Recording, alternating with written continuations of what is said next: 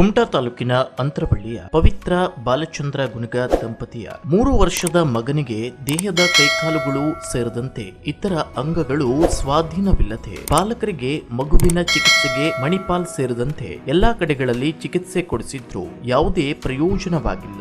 ಇವರ ಮಗ ಹುಟ್ಟಿದ 3 ತಿಂಗಳ ತನಕ ಆರೋಗ್ಯವಂತನಾಗಿದ್ದು ನಂತರ ದೇಹದ ಅಂಗಗಳು ಸ್ವಾಧೀನ ಕಳೆದುಕೊಂಡಿದೆ. ಮನೆಯಲ್ಲಿ ಕಡು ಬಡತನದ ನಡುವೆ ಮಗನಿಗೆ ಚಿಕಿತ್ಸೆ ಹಾಗೂ ಔಷಧಿ ತರಲು ಪಾಲಕರಿಗೆ ಸಮಸ್ಯೆಯಾಗಿತ್ತು. ಅವರಿಗೆ ಕರವೇ ಸ್ವಾಭಿಮಾನಿ ಬಣದ ಜಿಲ್ಲಾಧ್ಯಕ್ಷರಾದ ರಾಜು ಮಾಸ್ತಿಹಳ್ಳ ಹಾಗೂ ಕತ್ಗಾಲ್ದ ಸಹಾಯ ಹಸ್ತ ತಂಡದಿಂದ ಸಾಧ್ಯವಾದಷ್ಟು ಚಿಕಿತ್ಸೆಗೆ ನೆರವು ನೀಡಿದ್ರು. ನಂತರ ಈ ಮಗುವಿನ ಸಮಸ್ಯೆಯ ಬಗ್ಗೆ ಕೆಪಿಸಿಸಿ ರಾಜ್ಯ ಪ್ರಧಾನ ಕಾರ್ಯದರ್ಶಿಯಾದ ಸುಷ್ಮಾ ರಾಜಗೋಪಾಲ್ ರೆಡ್ಡಿ ಅವರ ಗಮನಕ್ಕೆ ತಂದಿತ್ತು. ಸುಷ್ಮಾ ರಾಜಗೋಪಾಲ್ ರೆಡ್ಡಿ ಅವರು ತಮ್ಮ ಜನ್ಮ ದಿನದಂದು ಅಂತರವಳ್ಳಿಯ ಪವಿತ್ರ ಬಾಲಚಂದ್ರ ಗುನಗ ಅವರ ಮನೆಗೆ ತೆರಳಿ ನಿಮ್ಮ ಮಗುವಿನ ಚಿಕಿತ್ಸೆಗೆ ನೆರವಾಗುತ್ತೇನೆ, ಬೆಂಗಳೂರಿನಲ್ಲಿ ತಜ್ಞ ವೈದ್ಯರಿಂದ ಚಿಕಿತ್ಸೆ ಕೊಡಿಸುವ ಭರವಸೆ ನೀಡಿದ್ರು. ಕೆಲ ದಿನಗಳ ನಂತರ ಕೊಟ್ಟ ಮಾತಿನಂತೆ ನುಡಿದಂತೆ ನಡೆದುಕೊಂಡ ಕೆಪಿಸಿಸಿ ರಾಜ್ಯ ಪ್ರಧಾನ ಕಾರ್ಯದರ್ಶಿಯಾದ ಸುಷ್ಮಾ ರಾಜಗೋಪಾಲ್ ರೆಡ್ಡಿ ಅವರು ಪವಿತ್ರ ಬಾಲಚಂದ್ರ ಗುನಗ ದಂಪತಿಯ 3 ವರ್ಷದ ಮಗನೊಂದಿಗೆ ತಾವು ಬೆಂಗಳೂರಿಗೆ ಕರೆದುಕೊಂಡು ಹೋಗಿ ಅಲ್ಲಿ ಪ್ರಸಿದ್ಧ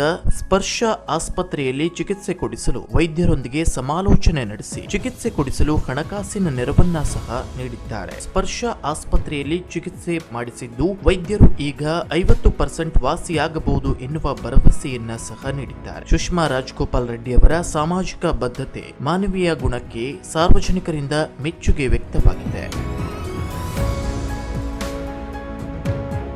ಇತ್ತೀಚಿನ ದಿನಗಳಲ್ಲಿ ರಾಜಕಾರಣಿಗಳು ಕೇವಲ ಆಶ್ವಾಸನೆ, ಭರವಸೆಯಲ್ಲಿ ಕಾಲಹರಣ ರಾಜಕಾರಣ ಮಾಡುತ್ತಾ ಬಂದಿದ್ದು ಜನರ ಮೂಗಿಗೆ ತುಪ್ಪ ಸವರುವ ಕಾಲದಲ್ಲಿ ನುಡಿದಂತೆ ನಡೆದುಕೊಂಡ ಕೆಪಿಸಿಸಿ ರಾಜ್ಯ ಪ್ರಧಾನ ಕಾರ್ಯದರ್ಶಿ ಸುಷ್ಮಾ ರಾಜಗೋಪಾಲ್ ರೆಡ್ಡಿ ಅವರ ಸಾಮಾಜಿಕ ಸೇವೆಗೆ ಎಲ್ಲೆಡೆಯಿಂದ ಮೆಚ್ಚುಗೆ ವ್ಯಕ್ತವಾಗಿದೆ. Koojalli times news, Kumta.